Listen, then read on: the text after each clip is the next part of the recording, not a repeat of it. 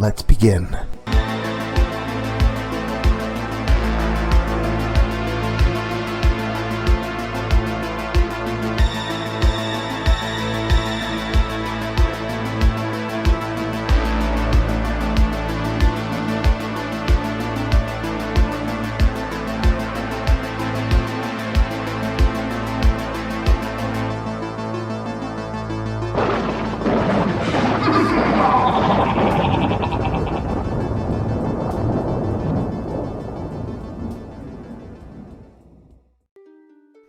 Hey there, my pasta bearerin.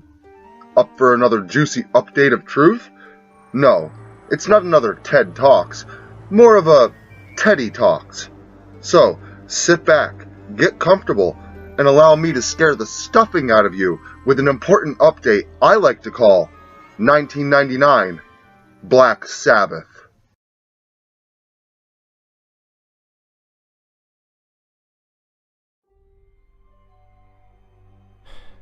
Okay, so it's been a while since I've had anything new to report, but as I said last time I checked in, I knew I'd be here again.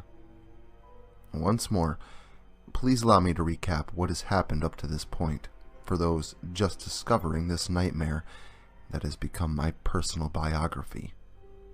My name, for all intents and purposes, is Sabian Lockhart. Slightly over 2 years ago, I decided to do some investigating of the story 1999. When I uncovered more than I thought I might, I backed off and delivered a warning to all who would listen about kicking the stones off hiding serpents of truth. However, my prodding prompted a user claiming to be Mr. Bear to begin interacting with me, seeking me out, and providing me with obscure texts and images.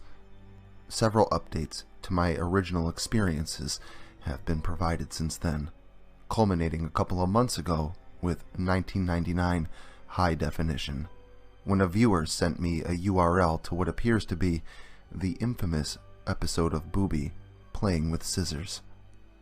This is when I believe I finally decided to wash my hands of this whole mess, to walk away from it entirely. But that damn message.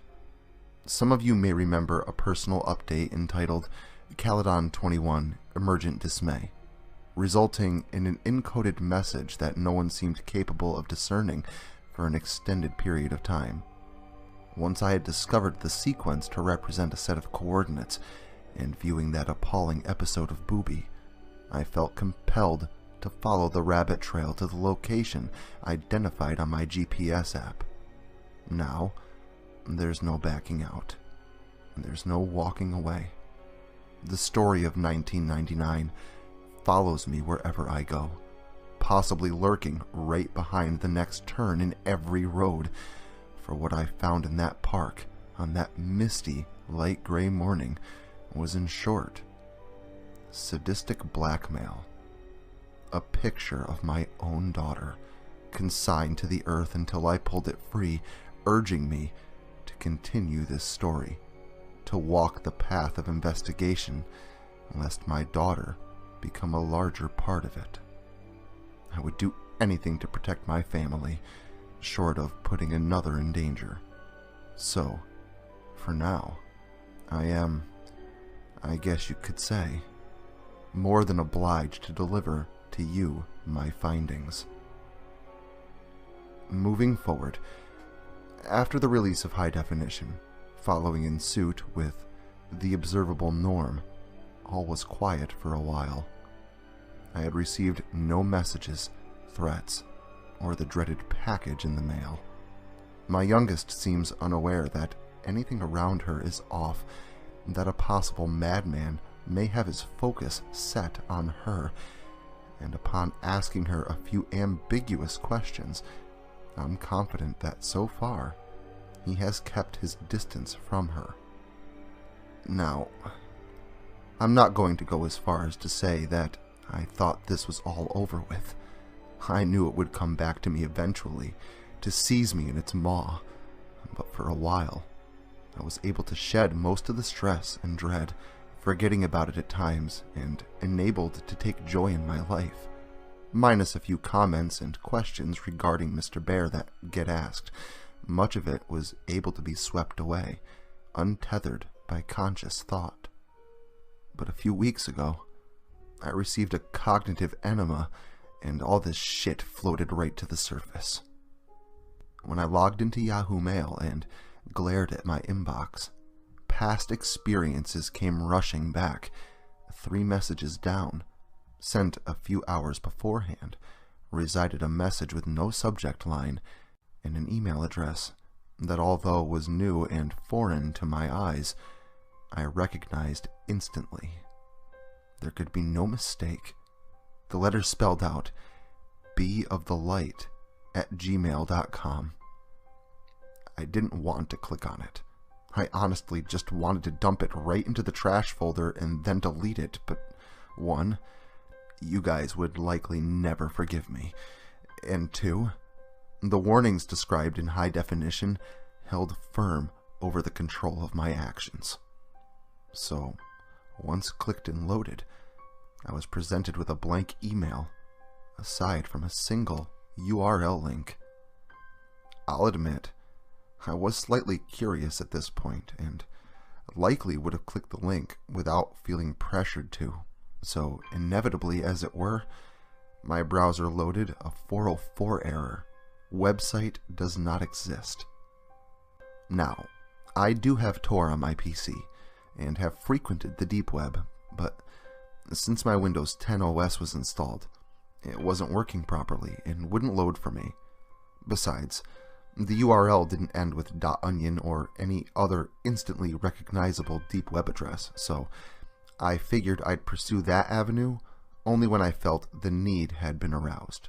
After all, if the sicko wanted me to report what he lets me be privy to, then I would think he'd make it accessible.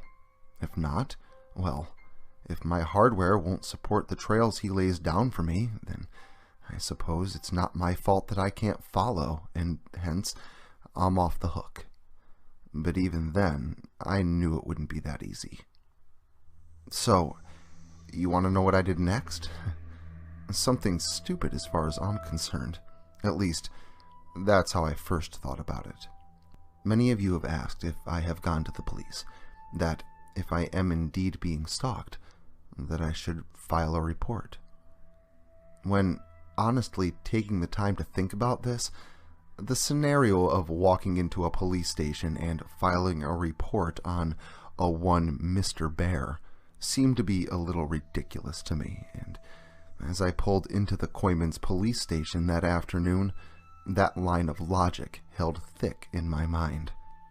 The only thing that kept running through my mind was how silly I would sound, how they would likely laugh if or when I dropped the name Mr. Bear, and the resulting embarrassment I would feel. I really don't like police stations as it is. They just make me feel uncomfortable. There's just something about being around people that can essentially do whatever they want and get away with it that makes me feel uneasy. But with thoughts of my wife and children hanging heavily in my mind, I sucked it up and forced myself out of the car and inside the building. Upon entering, I found myself standing in a small room that was less of a room and more a portion of a hallway, blockaded off with a security door. To the left of me was a large glass window with what I understood to be a check-in desk. The room beyond was dark, so black that only the few sparse dots of computer lights flickered disconjointedly like yellow stars on a black blanket backdrop. I figured that no matter what I was here for, that they would be asking for ID, so I pulled out my wallet and began to dig. A knock on the glass and a firm, "Hello, sir, can I help you?" caused me to jump a bit. I wondered how he could have been so close to the glass, and I couldn't have seen him. Lifting my head and inspecting the glass intently, I noticed a policeman whose skin was pigmented as midnight as the darkness that surrounded him. Yeah, I need to make a harassment report." The cop looked at me with a strange face. He said I sounded unsure, and When I repeated myself slightly more assertively, he prompted me to take a seat and await to talk to someone. Now, in most places, one may expect a long delay in wait, but I knew that wouldn't be the case here. Coyman's is small. I think there's a total of like 4 cops or something, and within a minute, I was brought in back by an Officer Bennett through the security door. When I walked out of there, I felt relieved and terrified all the more, all at once. It felt good to get some things off my chest, and I want to thank you guys for prompting me to do so. The experience wasn't quite as bad as in the movies. The room we sat in was small, but there was no two-way mirror or anything like that. When I got to a certain point in my story, partially explaining the details of Elliot's story, Bennett asked me to elaborate on the assumed culprit. I couldn't hide it any longer. I tried labeling him ambiguously, such as this guy or my stalker, but there could be no more beating around the bush. And once I said the words Mr. Bear out loud, I figured there was no use in covering up any of this crazy story anymore. My cards were all out on the table now, and once I had finished everything about Elliot, everything about me, and what has happened, I instantly felt ashamed and apprehensive, like left naked in front of a crowd. Every muscle shook with nerves, and I tensed in expectation of resulting laughter. But when he offered the contrary, I felt relief. Bennett told me that there had been a few instances of a guy late at night hanging around in the woods behind people's houses, dressed up in a bear suit. He told me they assumed it to be part of the whole clown thing that's been going on, but then said they'd look into it. I asked him if any of the witnesses had children, but he told me he wasn't sure. I don't really believe him. I'm positive the police would know something like that, but I definitely sensed a reluctance to give up any additional information from him. Basically, I think he sensed my nervousness and wanted to reassure me that he didn't think I was crazy. This helped until I exited out the doors, and a new sense of dread and foreboding replaced relief. The fact that they believed me, that they took my report and said they would be in contact without any hitch at all. I guess it solidified the actual existence of this monster. There really is someone stalking me, very tangible, and seemingly very close by. By this time, I had a newfound motivation for digging, and fixed some firewall bugs on my PC that were hindering the use of Tor. Google is a wonderful thing. With Tor up and running, I pasted the odd URL into place. Like a cliché right out of a deep web Reddit story, the page was indeed found, and consisted of a plain black background. In the center, another single URL link. Deep in the hole now, I of course clicked it. Immediately, I was sent back to the same, or a similar page, a black background with a single URL. I must have repeated this process 6 or 7 times. Finally, I decided to highlight it and save it. Then, something happened. When I highlighted the link, a second URL appeared underneath it. A little amazed, with both deep web intrigue and my own attributes, I clicked it. I was brought to a different page this time, a solid red background. No URLs to follow, no gruesome video to watch or picture to unearth. A simple phrase, typed in large, bold black letters. Do your homework. Do your homework? What the hell does that mean? Is this what I was intended to find? Or just some random site set up for some prank long since forgotten, arrived upon accidentally through a path on which I was not intended to take. I honestly wasn't sure. But I did start doing my homework, or research rather, as much as I could surrounding this mystery, particularly on Caledon News, my local news, and Black Mass.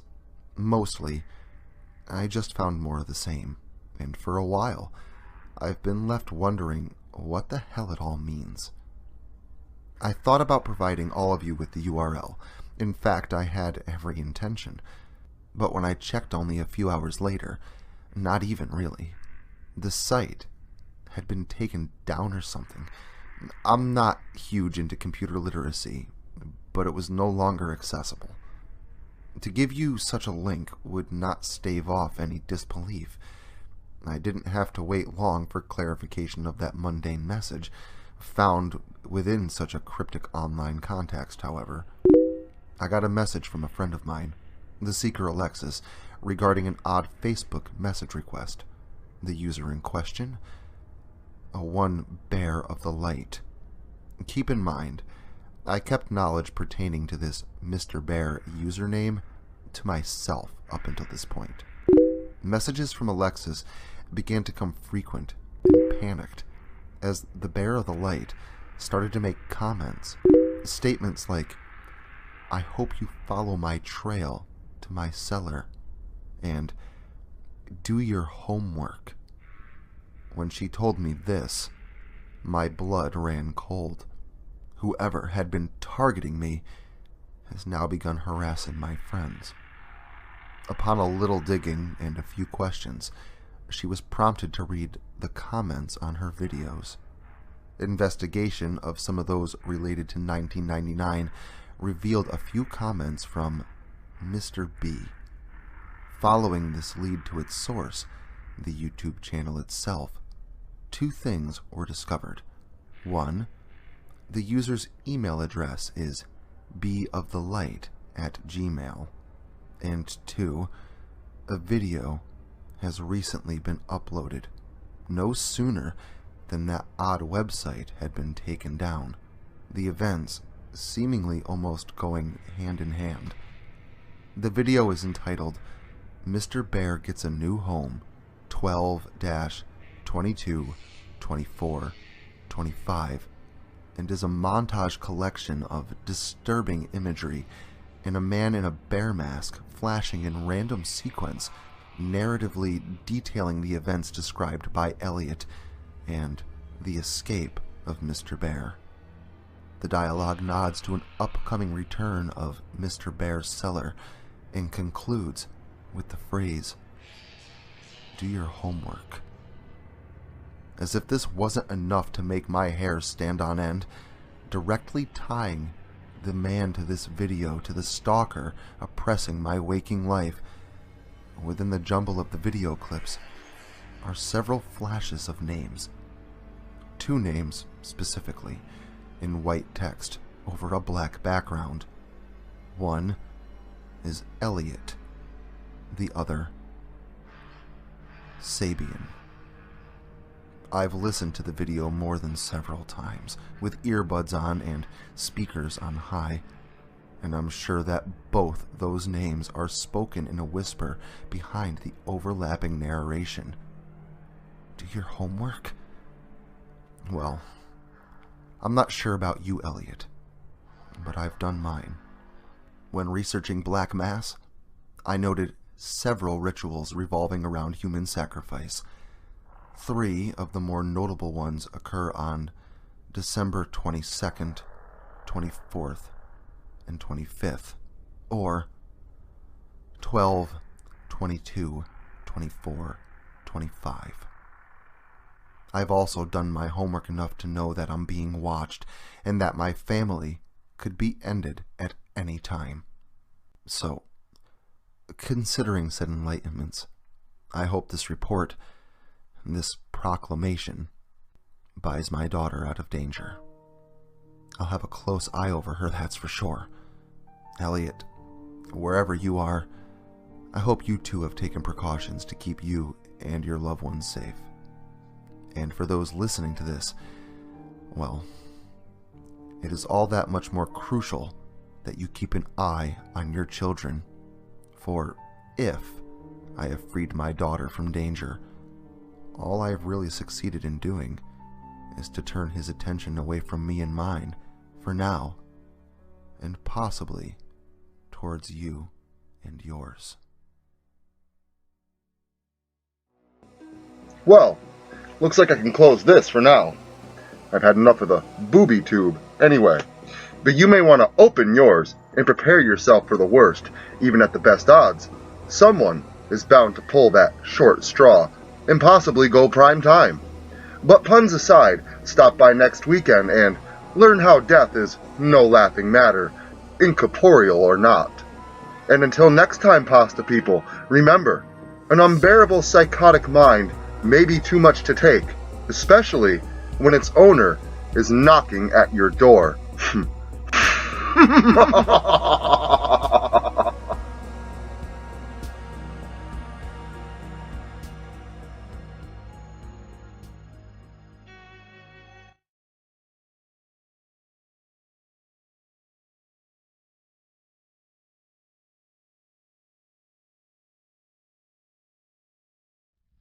Social media can be very unpredictable, especially regarding horror content.